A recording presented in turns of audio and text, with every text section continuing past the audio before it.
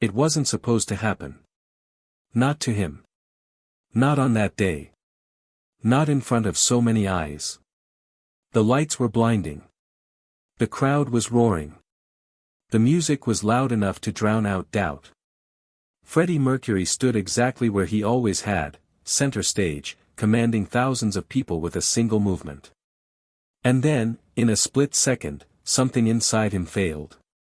His breath caught. His balance shifted. His body betrayed him.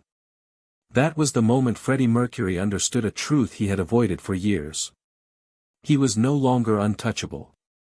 What happened on that stage that day? Why did fear hit harder than pain? And how does a man built on invincibility survive the realization that his body has limits? Stay with this story, because legends don't fall loudly. They fall quietly, in moments no one expects. The crowd felt endless. From the stage, it always did. A sea of faces stretching beyond vision, moving as one, reacting to every note, every step, every breath Freddie took. This was the space where he had always felt most alive, where doubt disappeared under sound and movement. That day felt no different. At first, Freddie moved across the stage with the confidence of someone who had done this 1,000 times. His voice cut cleanly through the air. His timing was precise. His presence, as commanding as ever. But beneath the performance, something felt off. It was subtle. Easy to ignore. A tightness in his chest. A heaviness in his limbs. The kind of sensation he had learned to dismiss over the years. Fatigue, he told himself. Adrenaline would take care of it. It always had.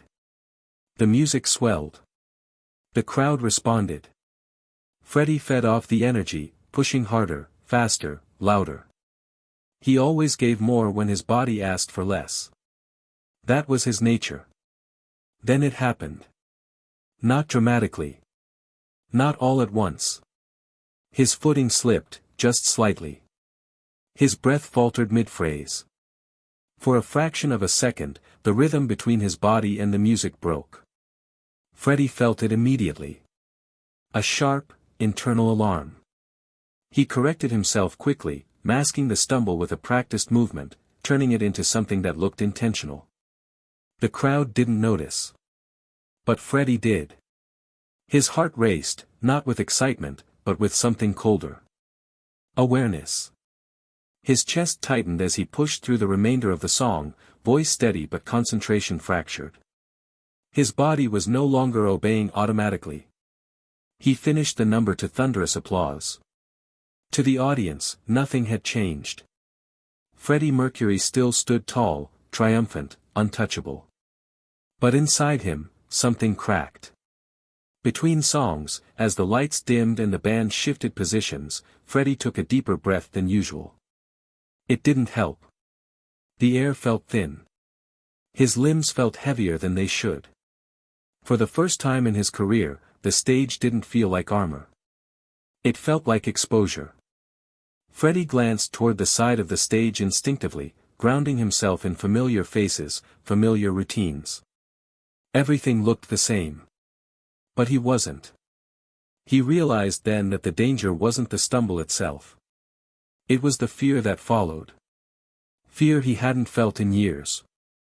Not of failure. Of fragility. He had always believed the stage protected him, that performance could overpower pain, exhaustion, doubt. That as long as he kept moving, nothing could touch him. That belief shattered quietly, under bright lights and roaring applause. Freddie finished the show. Because of course he did. But when he finally stepped off stage, sweat-soaked and breathless, the applause faded behind him, and the truth followed. His body had spoken. And for the first time, Freddie Mercury had listened. Backstage was louder than usual. Not because people were celebrating more, but because Freddie was quieter. He moved through the narrow corridors with the same smile he always wore after a show. Quick nods. Light jokes. A raised hand in acknowledgement. To anyone watching, nothing seemed wrong. Another triumphant night. Another conquered crowd. But inside Freddie, the noise hadn't followed him off stage. The adrenaline that usually carried him through the aftermath of a performance felt thin now, stretched. His chest still felt tight. His legs carried a faint tremor he couldn't fully control. He ignored it. That had always been the rule.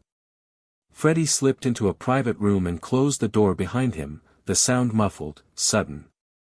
For a moment, he just stood there, breathing slowly, palms pressed lightly against the edge of a table.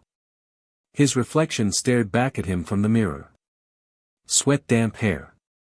Flushed skin. Eyes brighter than usual, not with fire, but with something closer to fear. He didn't recognize it at first. Fear had never been welcome here. Freddie had always trusted his body to follow his will. To rise when demanded. To deliver when pushed. Pain was something you outperformed. Exhaustion was something you drowned out with sound and movement.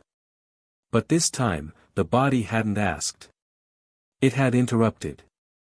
Freddie replayed the moment in his head, the slip, the breath that didn't arrive when expected, the brief disconnection between intention and execution. It had lasted less than a second. And yet, it lingered. What unsettled him wasn't the physical sensation itself.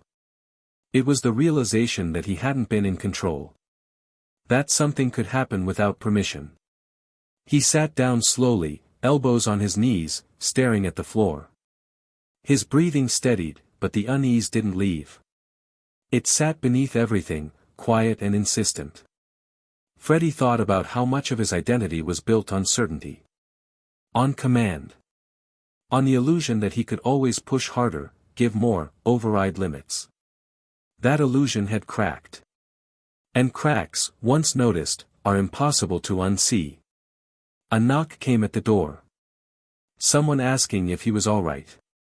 Freddie straightened instantly, smile returning like muscle memory. Perfect, he replied. And that was the most dangerous lie he told that night. Because for the first time, he wasn't sure it was true. He stood again, forcing energy back into his limbs, reminding himself who he was. Freddie Mercury didn't falter. Didn't slow down. Didn't admit vulnerability, not here, not now. But even as he rejoined the others, laughter echoing again, he carried a new awareness beneath the surface. That invincibility was not permanent. That strength had limits.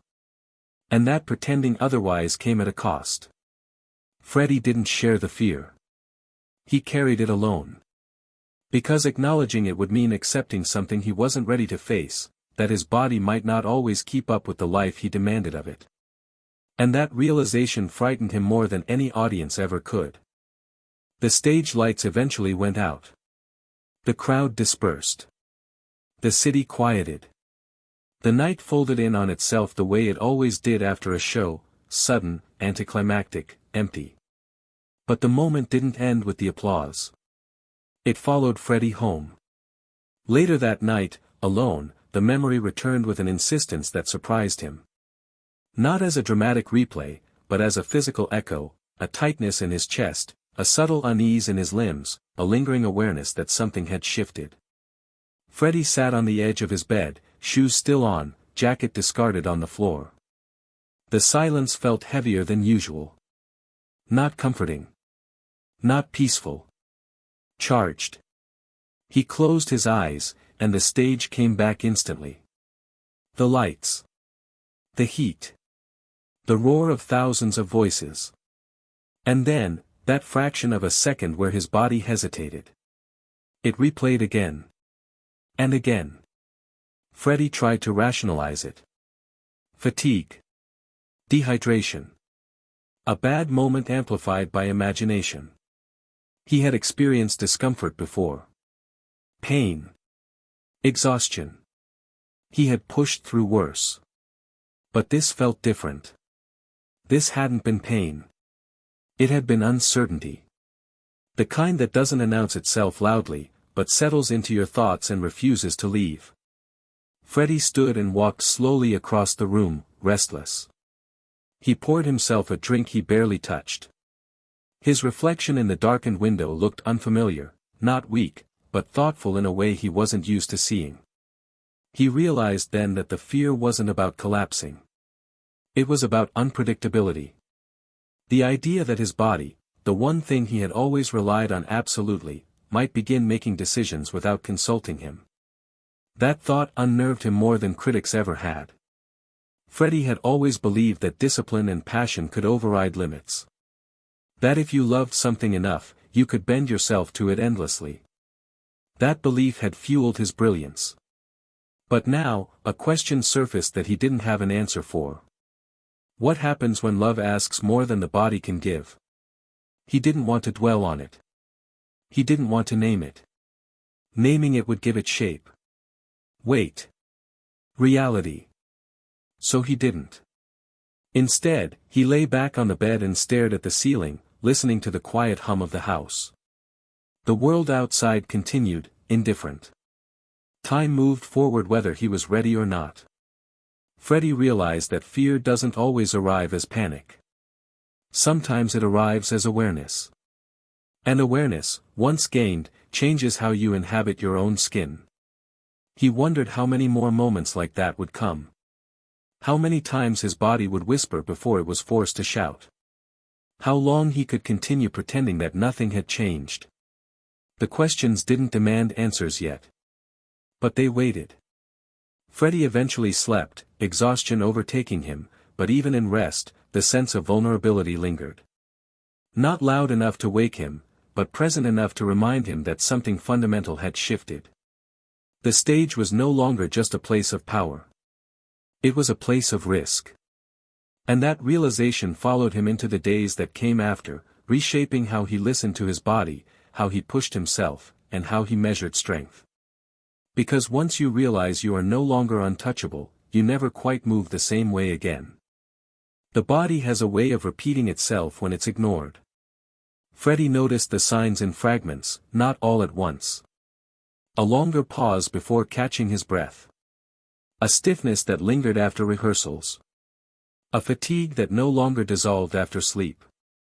Small things, easy to dismiss when your life is built on momentum. So he dismissed them.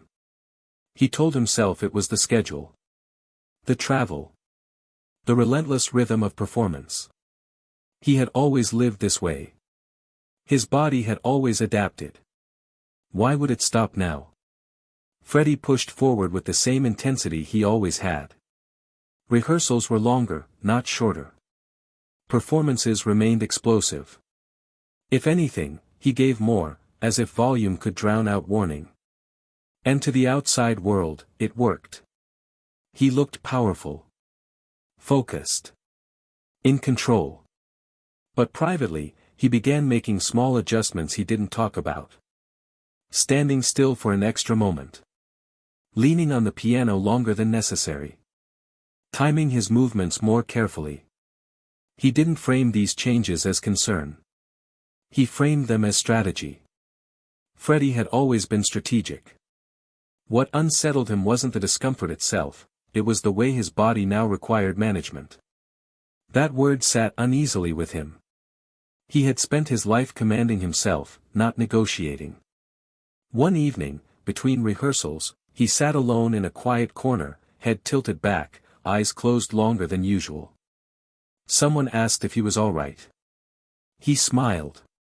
Just catching my breath. The truth was simpler and harder, his breath wasn't where it used to be. Freddie felt a flicker of irritation at the question. Not at the person, at the implication.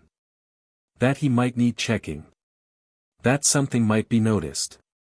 He wasn't ready for that. So he pretended not to hear the warning. Not out of denial.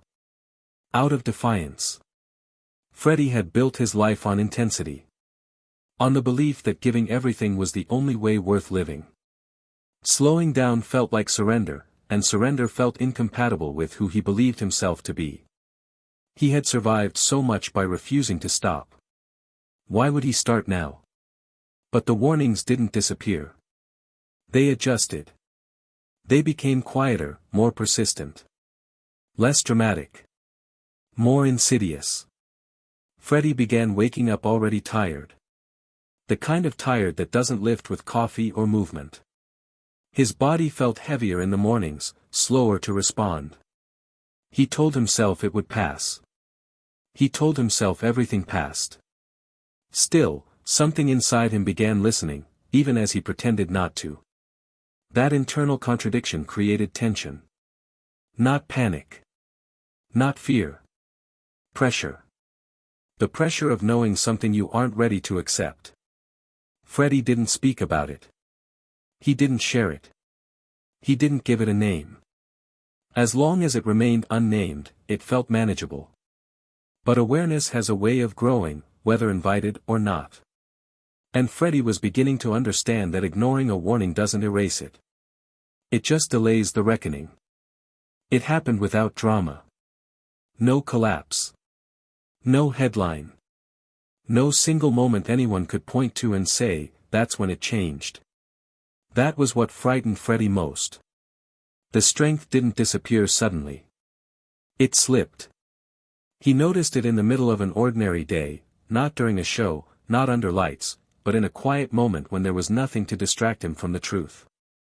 He stood up too quickly and felt the room tilt just enough to make him pause. He steadied himself. Waited.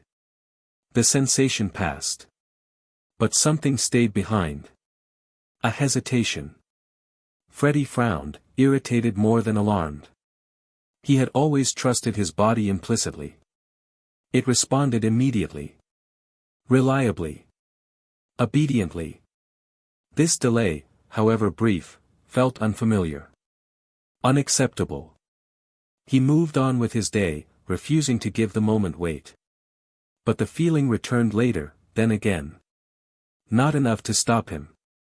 Enough to make him notice. And noticing was the problem. Freddie realized that strength wasn't just about power. It was about certainty. And certainty was beginning to waver. He found himself conserving energy in ways he never had before, unconsciously pacing himself, choosing when to exert force rather than giving it freely. That adjustment unsettled him. It felt like negotiation instead of command. He hated that feeling. Freddie had always believed that willpower could override anything physical. That intensity was a form of immunity.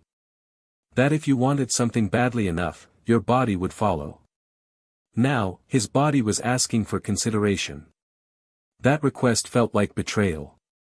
He pushed back instinctively, staying later, rehearsing longer, refusing rest. If something was slipping, he would tighten his grip. That had always worked before. But this time, effort didn't restore what was missing. It only exposed it. One afternoon, alone, Freddie caught his reflection in the mirror and paused. He didn't look weak. He didn't look sick. He looked thinner. More contained. As if something that once spilled outward effortlessly was now being held in. That realization hit harder than any physical sensation. Freddie felt a sharp, unexpected grief, not for what he had lost, but for what he might lose next. Strength had always been his constant. Even when circumstances shifted, even when relationships fractured, even when the world misunderstood him, his body had been there. Reliable. Unquestioned. Now, it felt conditional. And conditions frightened him. Freddie sat down slowly, palms resting on his knees, breathing measured. He listened to his body with an attention he had never granted it before. It wasn't collapsing. It was negotiating terms. That distinction mattered. Because negotiation implied choice. And choice implied limits. Freddie realized then that this wasn't about weakness. It was about inevitability. Every body, no matter how celebrated, eventually asks to be heard. And his was beginning to speak more clearly. He didn't feel panic. He felt mourning. For the version of himself who never had to wonder if tomorrow would feel different. That version was slipping away. Quietly. Relentlessly. Freddie never said it out loud. Not to the band. Not to friends. Not even to himself in words that could be repeated. But acceptance doesn't always arrive through language. Sometimes it settles in the body first, long before the mind is ready to follow. In the days that followed, Freddie Mercury moved with a new kind of awareness. It was subtle, invisible to most, but unmistakable to him. He listened more closely to the way his breath arrived. He noticed how long it took his energy to return after exertion. He paid attention to the quiet signals he once ignored. This wasn't fear. It was adjustment. Freddie understood now that pretending nothing had changed would only cost him more later. Not because he was fragile, but because he was human. And humanity, he realized, was not a flaw in the legend. It was the truth beneath it. He didn't stop performing. He didn't retreat from intensity. He didn't soften his art. What he softened was his denial. Freddie began allowing pauses. Not dramatic ones, just enough to breathe. He trusted timing more than force. Precision more than excess. Where he once overpowered the moment, he now shaped it. And strangely, that made him stronger. Not in the way the world measured strength, but in the way it endures. He understood something essential: invincibility had never been real. It had been momentum. And momentum, when left unchecked, eventually collapses under its own weight. Freddie didn't collapse. He recalibrated. There were moments when grief surfaced unexpectedly, when he missed the reckless certainty of earlier years, the feeling that nothing could touch him. He allowed himself those moments quietly, without dramatizing them. Because loss doesn't always need an audience. Acceptance didn't arrive as peace. It arrived as honesty. Freddie stopped fighting the truth of his body and began working with it. That partnership changed everything. His performances gained a new depth, less frantic, more intentional. His presence felt heavier, more grounded. The audience didn't know why. They just felt it. And perhaps that was the point. Freddie realized that being untouchable had never made him immortal. It had only made him distant from his own limits. Accepting vulnerability didn't diminish him, it sharpened him. He had always known how to command a room. Now, he knew how to inhabit himself. That knowledge stayed with him. Quiet. Unannounced. But transformative. Freddie never spoke about that day as a turning point. But it was. Not because he stumbled. But because he listened. And once you listen, truly listen, you can never pretend you didn't hear. That was the day Freddie Mercury realized he was no longer untouchable. And the moment he became fully, undeniably human.